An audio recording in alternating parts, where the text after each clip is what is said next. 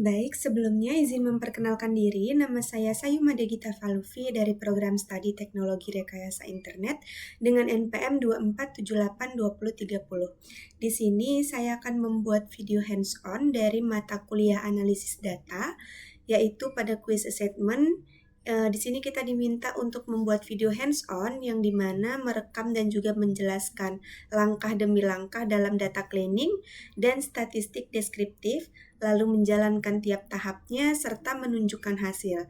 Dan pada poin kedua di sini kita akan membuat video ini terdapat tampilan diri, suara yang jelas, dan memastikan tampilan dari Google Colab yang terlihat jelas. Oke, langsung saja. Pada penugasan ini itu kita akan melakukan tahapan data cleaning dan juga statistik deskriptif yang dimana tujuannya yang pertama kita akan menyiapkan dataset hingga siap dianalisis, lalu mengidentifikasi dan juga menangani missing values dan juga inkonsistensi, menyajikan statistik deskriptif, kuantitatif dan kualitatif serta visual singkat, dan kita di sini menggunakan dataset Ames Hosing. Di sini bisa kita langsung buka saja. Nah, untuk datasetnya seperti ini. Ini dalam format CSV ya. Selanjutnya, saat praktik langsung dipastikan kita untuk menjelaskan yang pertama pada proses pembukaan, itu ada tahap yang kedua ada tahap persiapan data, pemeriksaan awal data, cek duplikasi dan inkonsistensi, cek missing value, cek outlier, statistik deskriptif kuantitatif, statistik deskriptif kualitatif, dan visualisasi data serta penutupan. Oke. Jadi yang pertama di sini itu kita menggunakan dataset Ames Hosing yang tadi sudah saya buka di Excel, yang dimana Ames Hosing itu tuh berisi data dengan format CSV yang dimana berisi data lebih dari 2.000 rumah di Ames, Iowa. Bisa kita lihat di sini banyak sekali datanya, ada ribuan ya. Nah, di dalamnya itu juga ada berbagai kolom seperti bisa kita lihat ada seperti ukuran tanah, tipe rumahnya, ada tahun dibangun, kondisi bangunannya seperti apa, dan juga sampai harga jualnya. Ini bisa kita lihat banyak sekali datanya. Selanjutnya, dataset ini tuh disimpan dalam format CSV, yang dimana kenapa ini tuh disimpan dalam format CSV, karena format ini tuh lebih ringan dan juga mudah dibuka di berbagai software. Nah, ini juga tuh bisa langsung kita baca oleh Python lewat fungsi dari read_CSV. Nanti pada Google Colab kita akan coba lihat fungsi tersebut. Selain itu juga CSV itu tuh kayak format standar untuk dataset publik seperti Ames Hosing ini. Nah, jadi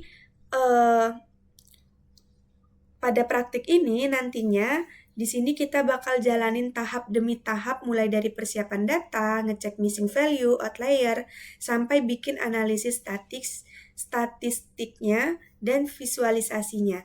Nah, intinya di sini kita bakal bersihin datanya terlebih dahulu supaya datanya itu biar bisa siap dianalisis.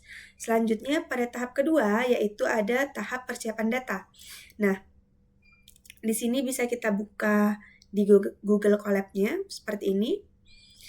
Nah, pada persiapan data ini di sini kita menggunakan softwarenya yaitu Google Colab.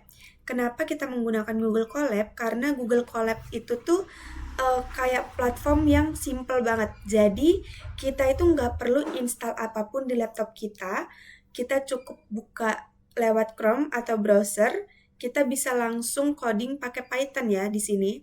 Nah, dari Colab ini juga itu nyediain semua library penting buat analisis data, kayak misalkan di sini saya menggunakan Pandas, NumPy, Matplotlib, dan juga Seaborn gitu. Nah, lebih enaknya lagi semua project yang kita buat di Google Colab ini itu tuh bisa otomatis kesimpan di Google Drive. Jadi kalau misalkan sewaktu-waktu laptop kita crash atau gimana-gimana nantinya datanya itu tetap aman. Jadi di sini oleh karena itu di sini kita menggunakan Google Colab sebagai pilihan yang paling efisien buat kerjaan kayak data cleaning dan juga statistik deskriptif kayak gini. Nah, di sini pada tampilan Google Colab-nya itu seperti ini. Kita bisa ubah dulu nama untuk collab-nya. Di sini saya menggunakan praktikum 6, nama dan juga NPM. Lalu pada tampilan yang pertama di sini saya menggunakan kode ini itu untuk menampilkan data diri saya atau biodata gitu ya, untuk nunjukin bahwa collab ini tuh milik saya. Nah, di sini printnya yaitu Hello Google Colab, nama, NPM, dan juga program studinya. Selanjutnya di sini ada from google.colab import files, yang dimana pada bagian ini itu kita akan menambahkan file dataset dari CSV tadi ini yang sudah kita simpan. Ini kita tambahkan di sini, yang dimana nanti kalau misalkan teman-teman ketikkan kode ini saat di running itu diminta untuk choose files. Nah, pada choose files ini kita akan menambahkan dataset yang sudah kita download tadi untuk supaya bisa diolah di Google Colab. Selanjutnya pada tahap persiapan data, nah di sini kita menggunakan library-nya yaitu ada import pandas, numpy, matplotlib, dan juga seaborn. Nah, setelah itu di sini kita bisa baca datasetnya menggunakan pd read underscore csv seperti yang sudah dijelaskan sebelumnya. Di situ kita menggunakan read csv untuk baca datasetnya. Nah, di sini kita juga bisa menampilkan df shape di sini itu untuk tahu ukuran datanya. Nah, bisa kita lihat dari dataset ini punya sekitar 2.930 baris dan juga lebih dari 80 kolom. Di sini bisa kita lihat ada 82 kolom. Nah, untuk nampilin columns-nya di sini saya menggunakan df columns.tolist. Nah, ini untuk lihat nama-nama kolomnya. Jadi dataset ini tuh isinya informasi detail tentang rumah, kayak misalkan luas bangunan, tipe rumah, kondisi penjualan, dan juga harga jual. Sini bisa kita lihat untuk ukuran datasetnya. Ini ada barisnya, ada kolomnya, dan juga ini saya menampilkan 5 kolom pertama dari 5 baris pertama dari datasetnya ya. Seperti ini tampilannya. Setelah itu selanjutnya kita akan pada bagian ketiga yaitu pemeriksaan awal data, yang dimana di sini untuk cek struktur dan juga tipe data, sini saya menjalankan df-info, menggunakan df-info untuk melihat struktur data dan juga tipe tiap kolomnya. Selanjutnya untuk memisahkan kolom antara kuantitatif dan juga kualitatif, di sini saya menggunakan df-select di types, itu untuk kuantitatif dan juga kualitatifnya. Nah, hasilnya di sini sebagian besar kolom itu berupa angka, yang dimana ada juga kolom kategori kayak neighborhood dan juga hostile. Ini tuh penting banget buat kita tahu cara ngolahnya nanti kayak gimana. Jadi kalau misalkan ada angka yang malah disimpan sebagai string, kita bisa itu tuh bisa nyebabin error waktu dihitung. Jadi kita itu bisa pastiin dulu semua tipe data itu sesuai sebelum lanjut ke analisisnya. Nah, di sini bisa kita lihat ini menampilkan 82 kolom, yang dimana ini pembagiannya ada kolom kuantitatif. Untuk kolom kuantitatif, sebentar, matiin air dulu ya.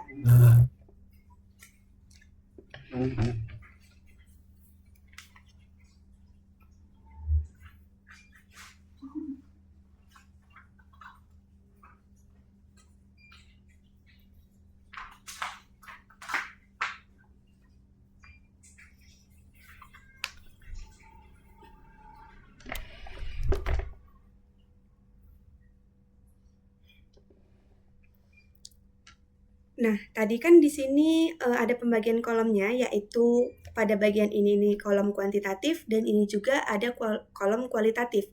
Ini bisa kita lihat juga untuk outputnya, kolom dengan tipe data yang salah itu tidak ada. Jadi di sini itu nggak ada angka yang disimpan sebagai string, seperti itu. Selanjutnya, untuk bagian yang keempat itu ada cek duplikasi dan juga inkonsistensi. Nah, di sini itu kita menjalankan df duplikat ini untuk cek apakah ada data yang ganda atau tidak. Nah, ternyata hasilnya bisa kita lihat di output sini tidak ada jumlah data duplikat atau jumlah data duplikatnya 0.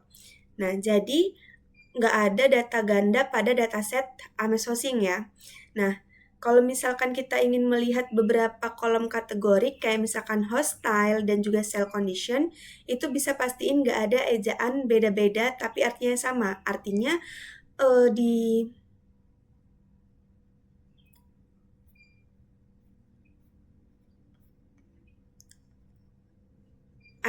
di dataset ini juga itu nggak ada inkonsistensi kategorinya. Nah, bisa kita lihat di output pada kolom MZ zoning di sini itu jumlah kategori uniknya ada 7, yaitu ada RL, RM, VF, RH, C, dan juga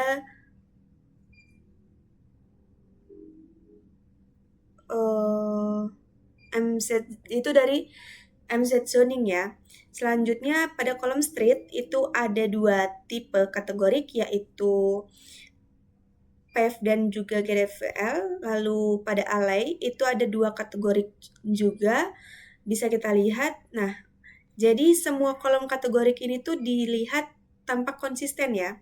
Jadi dari hasilnya itu semua kategori terlihat konsisten, jadi data ini tuh aman untuk digunain gitu. Jadi nggak ada, dapat disimpulin dari cek duplikasi dan juga inkonsistensi ini nggak ada data yang duplikat dan juga nggak ada data yang inkonsistensi. Selanjutnya pada cek missing value di sini kita menggunakan df isna ini titik sum itu untuk cek jumlah missing value di setiap kolomnya. Nah, dari hasilnya bisa kita lihat outputnya di sini. Untuk kolom yang paling banyak missing value-nya itu terdapat pada pool QC yaitu 2000, lebih dari 2.900, yaitu ada 2.917, yang dimana biasanya untuk kolom numerik itu di sini kita pakai median dan juga kalau kategori kita pakai modus. Nah, bisa kita lihat di sini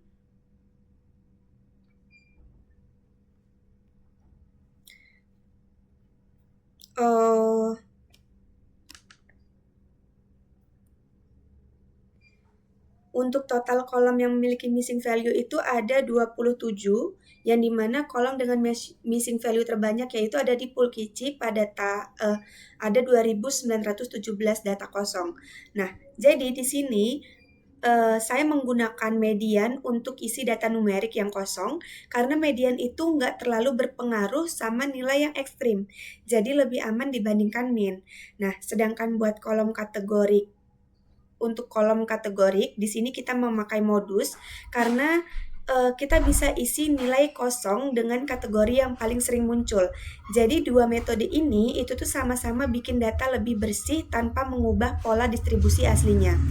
Nah, bisa kita lihat juga di bagian visualisasinya di sini pada visualisasi heatmap-nya, area merah ini itu nunjukin bahwa posisi data yang kosong. Bisa kita lihat seperti ini. Selanjutnya, pada tahap selanjutnya ada pada bagian check outlier.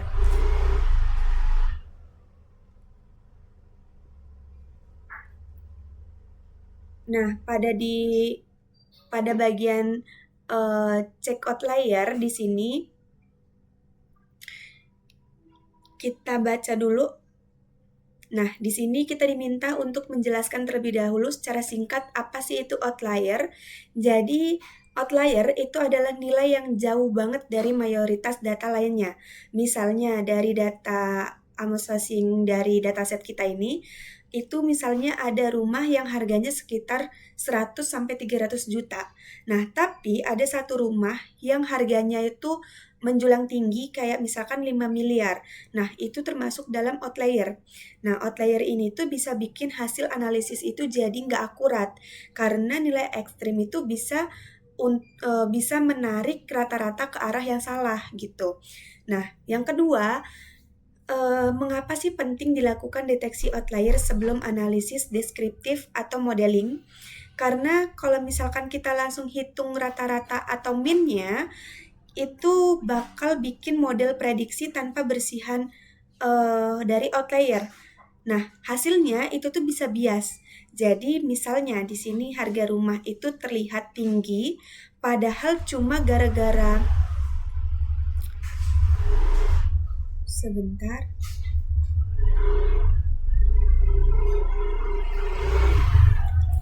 Padahal cuma gara-gara satu data ekstrim itu tuh bisa terlihat tinggi banget. Nah, jadi deteksi outlier itu tuh penting biar data yang kita olah itu benar-benar akurat gitu. Selanjutnya untuk di sini kita akan menunjukkan variabel numerik yang akan kita cek. Nah, di sini bisa kita lihat di Google Colab-nya untuk pilih beberapa variabel numerik. Di sini variabel yang dicek saya memilih lot area, GR live area, dan juga sell price. Nah, kenapa saya memilih 3 variabel tersebut? Alasannya karena ketiga variabel ini tuh saling berhubungan antara satu sama lain. Kayak misalkan sama ukuran dan juga harga rumah. Jadi besar kemungkinan ada data yang nilainya ekstrim banget. Nah, misalnya rumah dengan lahan super luas atau harga yang jauh lebih tinggi dari rata-rata. Nah, jadi kita perlu cek dan juga bersihin dulu biar analisisnya itu nggak bias gitu. Selanjutnya pada visualisasi outlier, di sini bisa kita lihat pada outputnya. Kita bisa deteksi outlier pakai box plot. Di sini saya memilih grafiknya yaitu menggunakan box plot, yang dimana grafik ini paling jelas untuk lihat nilai ekstrim. Ini ada tampilan sebelum pembersihan outlier dan juga di sini setelah pembersihan outlier. Nah, dari hasil perhitungannya ditemukan sejumlah data yang tergolong outlier pada kolom sell price, yaitu rumah dengan harga jauh lebih tinggi dibandingkan rumah lainnya. Nah, di sini bisa kita lihat setelah pembersihan itu terlihat bahwa box plot ini menjadi lebih rapat dan tidak ada lagi titik-titik ekstrim di bagian atas ini.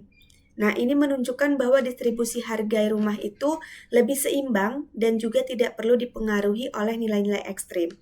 Nih bisa kita lihat untuk sebelum pembersihan, ini banyak sekali titik-titik pada bagian sell price, dan setelah pembersihan ini menjadi bersih dan tidak lagi ada titik-titiknya.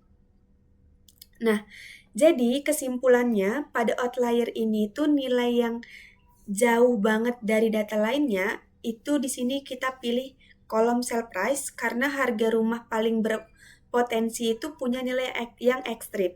Nah, dari hasil box plot ini terlihat beberapa titik di sisi kanan ini yang tadi saya sudah jelaskan, itu artinya ada rumah dengan harga yang sangat tinggi. Setelah dibersihkan menggunakan metode IKR, nah distribusinya jadi lebih seimbang yang dimana grafiknya ini lebih rapi, yaitu tidak ada lagi titik-titik pada sell price. Nah, langkah ini tuh penting banget biar hasil dari analisis statistik itu tuh nggak bias gara-gara data ekstrim. Nah, di sini bisa kita lihat untuk jumlah data yang tergolong outlier per kolomnya, itu lot area ada 127, live area ada 75, dan juga sell price ada 137. Ini yang paling tinggi. dan jumlah data sebelum pembersihan itu ada 2.930 dan jumlah data setelah pembersihan ada 2.655. Selanjutnya ada pada bagian ini ada statistik deskriptif kuantitatif. Nah, pada bagian ini selanjutnya kita akan menampilkan statistik deskriptif untuk data numerik. Di sini saya menggunakan DF Describe. Di sini menggunakan Describe yang dimana untuk menampilkan statistik deskriptif umumnya. Nah, dari hasil ini terlihat nilai rata-rata, median, standar deviasi, hingga rentang antar kuartil. Di sini bisa kita lihat. Nah, seperti ini outputnya, yaitu untuk tabel statistik kuantitatif, di sini ada mean, median, ada standar dari deviasi, ada CV dan juga IQR. Nah, sebelumnya di sini saya juga akan menjelaskan yang diperintahkan. Itu apa sih arti dari nilai rata-rata, simpangan baku dan juga CV. Jadi simpangan baku itu tuh nunjukin seberapa jauh data itu nyebar dari rata-ratanya. Nah, kalau misalkan nilainya kecil berarti datanya juga stabil. Kalau misalkan nilainya besar berarti bervariasi banget. Nah, sedangkan CV itu tuh untuk perbandingan antara simpangan baku dan juga rata-rata. Kalau misalkan CV-nya tinggi, berarti datanya itu benar-benar bervariasi. Kalau misalkan kayak misalkan nih harga rumahnya itu beda jauh antar area, maka dia CV-nya itu akan bervariasi. Nah, yang terakhir itu ada IQR, itu kayak misalkan jarak antara misalkan 25% data terendah dan juga 25% data tertinggi. Nah, semakin besar IQR-nya, maka semakin lebar juga sebaran datanya, seperti itu. Nah, dari output ini bisa kita lihat bahwa rata-rata dari sell price atau mean dari sell price itu ada 180.000 dengan CV-nya ada 0,37 atau 0,44 ya. Nah, artinya variasi harga dari sini tuh dari antar rumah itu tuh cukup tinggi, sementara simpangan bakunya itu besar. Nah, ini menunjukkan penyebaran harga yang lebar antar rumah satu sama lain.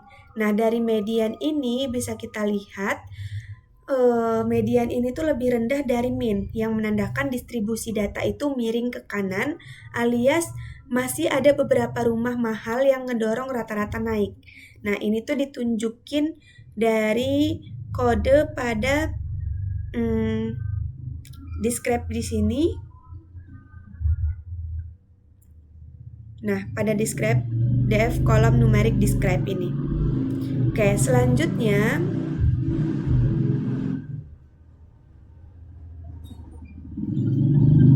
sebentar.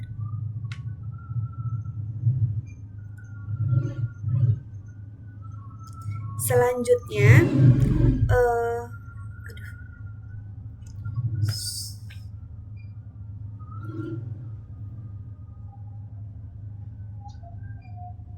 tunggu ya, ada suara berisik.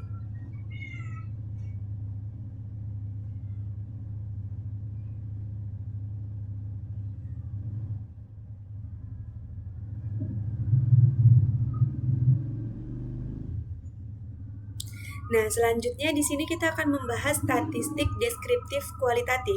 Nah, pada bagian ini itu kita ambil contoh kolom hostile. Nah, di sini saya menggunakan value counts untuk menghitung frekuensi dan juga persentasenya. Lalu dari hasilnya di sini bisa kita lihat pada output ini itu tipe 1 story atau first story. Ini itu muncul paling banyak sekitar 50,55%, yang dimana artinya sebagian besar rumah di dataset ini tuh adalah rumah dari satu lantai. Nah, analisis ini juga termasuk statistik deskriptif kualitatif karena kita bisa lihat penyebaran kategorinya bukan angka. Nah, di sini bisa kita lihat untuk frekuensi juga dan juga persentase. Sini saya menggunakan house style. Untuk first story itu frekuensinya 1481 dan juga persentasenya 50,55, yang dimana kategori dominannya diraih oleh first story. Selanjutnya untuk visualisasi data di sini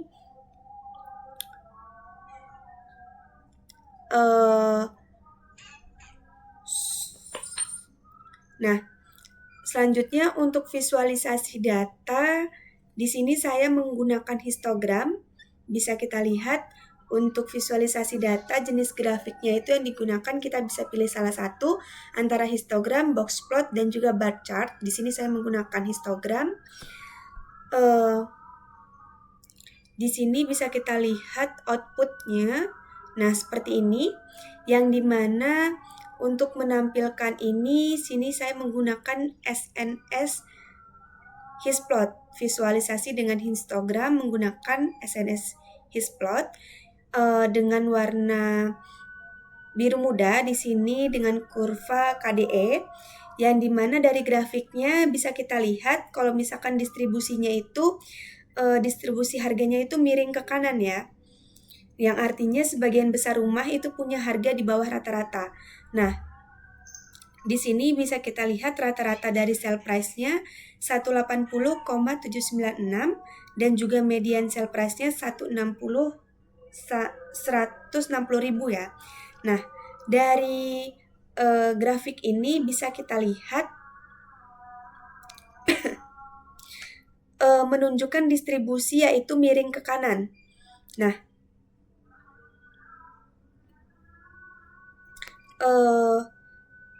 kita lihat dulu di bagian ini. Di sini